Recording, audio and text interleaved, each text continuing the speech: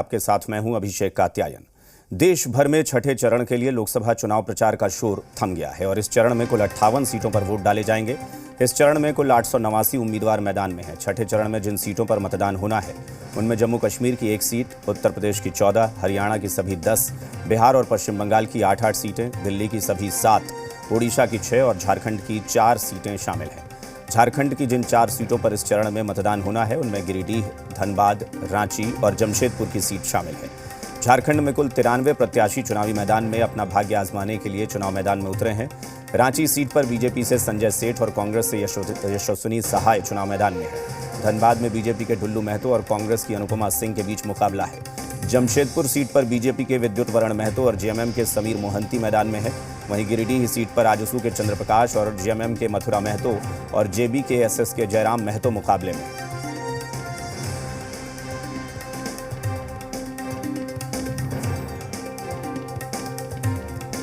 और जी मीडिया संवाददाता धीरज ठाकुर हमारे सहयोगी झारखंड के स्थानीय संपादक हमारे साथ जुड़े हैं। धीरज, बताएं जरा क्या तैयारी है चुनाव को लेकर और जो उम्मीदवार मैदान में हैं किस तरह का मुकाबला देखने को मिलेगा इन 4 सीटों पर झारखंड में? देखिए अभिषेक, इस बार इस चरण में झारखंड के 4 हाई प्रोफाइल सीट पर चुनाव है। प्रशासन की तरफ से पूरी तैयारी है। आज प्रचार का जोर थम गया है। अब जो कैंडिडेट हैं, जो उम्मीदवार हैं, जो समर्थक हैं, वो डोर टू डोर मतदाताओं के पास जाएंगे और अगली प्रक्रिया जो होती है चुनाव के दिन तक बूथ तक आदमी को ले जाने का, अपने अपने समर्थकों को ले जाने का, उसमें सब जुटे हुए हैं। लेकिन मुकाबला कहीं ना कहीं टक्कर में है। ये हम नहीं कह सकते कि बहुत ही आसान है, क्योंकि रांची को भी देख लें आप, तो रांची में संजय सेठ दोबारा चुनाव उनको टिकट दिया गया है। पार्टी ने उन पर भरोसा जताया है। दूसरी तरफ एक नए चेहरे पर कांग्रेस ने दांव खेला है। रांची से यशस्विनी है जो सुबोधकांत सहाय के बेटी है, उन पर दांव खेला है। तो आसान यहाँ प्रचार प्रसार भी काफी दिग्गज कर चुके हैं। प्रियंका गांधी भी आई थी कांग्रेस की तरफ से और दूसरे इधर से नरेंद्र मोदी भी रोड शो कर चुके हैं। अमित शाह भी आ चुके हैं, बड़े बड़े नेता आ चुके हैं यहाँ भी। तो ये है जमशेदपुर का है और सबसे मुझे लगता है कि दिलचस्प मुकाबला जो है वो धनबाद का होगा। धनबाद में ढुल्लू महतो और सामने जो है वो अनुपमा सिंह है। तो वहां पर कुछ बीजेपी की नेता की नाराजगी की भी खबर आई थी।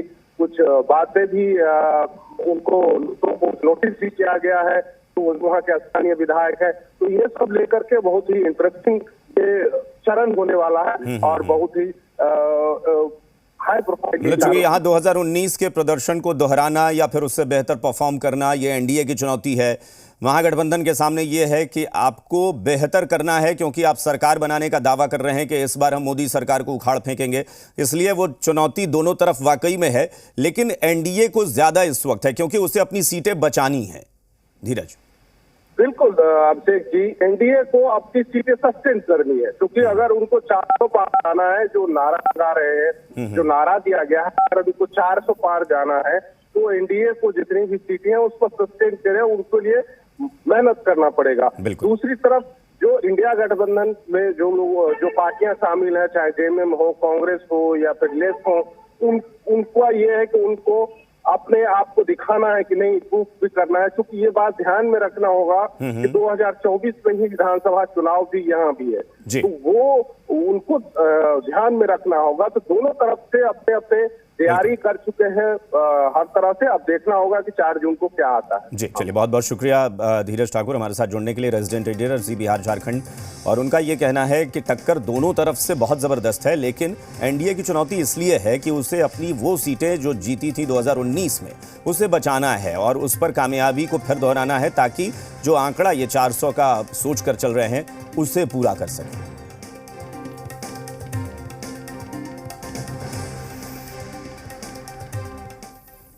जमशेदपुर लोकसभा सीट पर भी 25 मई को चुनाव होने वाला है और इसे लेकर चुनाव प्रचार थम गया है। वहीं जिला के निर्वाचन पदाधिकारी अनन्या मित्तल ने कहा कि चुनाव करवाने की सभी प्रक्रिया पूरी कर ली गई है। सभी पोलिंग बूथ पर सरकारी कर्मचारियों की नियुक्तियां हो चुकी हैं और सभी जगहों पर पोलिंग पार्टियों की रवानगी कल तक पूरी हो जाएगी। उन्होंने कहा कि पूरे जिले में पर्याप्त मात्रा में पुलिस बल की तैनाती की गई है। सभी बूथों पर पुलिस बल को रवाना कर दिया गया है। चुनाव पूरी तरह निष्पक्ष होगा। तैयारियां अभी हमारी इलेक्शन की लगभग पूर्णता पे है और हमारा 25 मई को वोटिंग का प्रक्रिया चालू होना है, जिसके लिए हमारे सारे डिस्पैच सेंटर्स में तैयारी कर ली गई है। कार्मिक ईवीएम मटेरियल से रिलेटेड सारी की सारी तैयारियां कर ली गई हैं। इसके बाद हमें जितने पोलिंग पर्सन और सेक्टर और माइक्रो ऑब्जर्वर के लिए वाहन जितने चाहिए उनकी प्रतिपूर्ति भी कर ली गई है। इसके अलावा 48 घंटे का पीरियड शुरू हो चुका है, जिसमें साइलेंस पीरियड घोषित किया गया है। कोई भी कैंपेनिंग अब एक्सेप्ट नहीं करी जाएगी। धनबाद लोकसभा सीट पर 25 मई को होने वाले चुनाव को लेकर सुरक्षा बंदोबस्त पुख्ता कर लिए गए हैं। धनबाद में सीआरपीएफ की 43 कंपनियां तैनात की जाएंगी और आज से पूरे धनबाद में जगह जगह पुलिस और सीआरपीएफ फ्लैग मार्च कर रही है। आगामी चुनाव जो हमारे यहाँ पे 25 तारीख को होना है, उसी को लेके हर तरीके का तैयारी धनबाद पुलिस के द्वारा किया गया है। यहाँ पे इलेक्शन करवाने के लिए हम लोगों को टोटल 43 कंपनी सीपीएमएफ और 12 कंपनी एको और डीएपी होमगार्ड मिला के टोटल 9000 प्लस फोर्सेस का इस्तेमाल इस बार हो रहा है।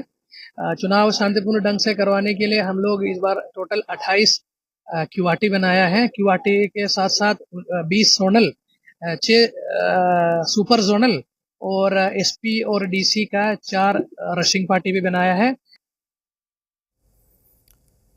झारखंड की 4 लोकसभा सीटों के लिए 25 मई को मतदान होगा और उससे पहले आरोप प्रत्यारोप भी जोर पकड़ चुका है। जेएमएम का कहना है कि हमारे नायक हेमंत सोरेन को जेल में बंद किया गया है।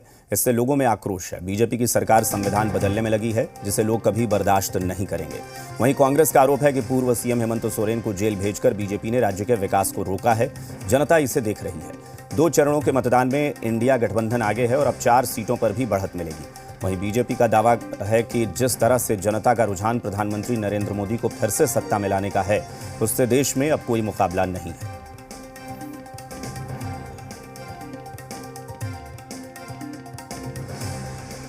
चुनाव एक तरफा है। 7 जगह चुनाव हो चुके हैं। 5 जगह हम बहुत बड़ी मार्जिन से जीत दर्ज करने जा रहे हैं। 2 जगह थोड़ी टक्कर है, मार्जिन कम हो सकता है। जो 4 जगह और अभी चुनाव परसों होगा, वहाँ भी स्थितियाँ बिल्कुल वही है। और यहीं सिर्फ झारखंड की बात मैं नहीं कर रहा, पूरे देश में इंडिया गठबंधन की एक लहर अंडर करंट चल रहा है। उसके कई कारण हैं। जो इन लोगों ने शुरू में एक नैरेटिव सेट किया कि 400 पार, और 400 पार इसलिए कि हम संविधान बदल दें। लगातार बार बार इस राज्य के विकास को रोकने का एक सुनियोजित साजिश भारतीय जनता पार्टी के द्वारा रची जा रही है। तो कहीं ना कहीं जनता इस बात को जानती है कि एक तो महंगाई, ऊपर से बेरोजगारी, देश की गिरती अर्थव्यवस्था, पूरे देश में नफरत का माहौल, ये 10 सालों में भारतीय जनता पार्टी ने देश को दिया है। तो झारखंड से इसकी शुरुआत 2 चरणों के चुनाव में हो चुकी है और देश के 5वें चरण के चुनाव में हो चुकी है। देखिए, 2 चरणों के बाद तो हमने जो अपने आधे सीटों को जीतने का लक्ष्य था वो प्राप्त कर लिया। बड़े यहाँ पे मिथ्या उड़ाई जा रही थी कि क्लोज सीट्स हैं। बहुत सीटों के बारे में हल्ला उड़ाया गया कि हम यहाँ पीछे हैं, लेकिन जब अंतिम परिणाम आएगा तो आप देखेंगे हम बहुत कंफर्टेबली जो क्लोज सीट्स थी उनमें भी आगे हैं और 7 सीट को जीतकर हम अपना आधा लक्ष्य प्राप्त कर चुके हैं। और जब तीसरे चरण का चुनाव समाप्त होगा तो 11 के शुभ अंक पर भी हम काबिज हो जाएंगे और 14-0 का जो हमारा लक्ष्य है ना, उसकी ओर हम लगातार बढ़ रहे हैं। और जो वोटिंग परसेंटेज गिर रहा है तो इस पे लोगों का कहना होता है कि उदासीन है वोटर। नहीं साहब, जहां वोटर क्लोज फाइट होता है जैसे गांडे में है, तो वहां वोटर ज़्यादा संख्या में निकले।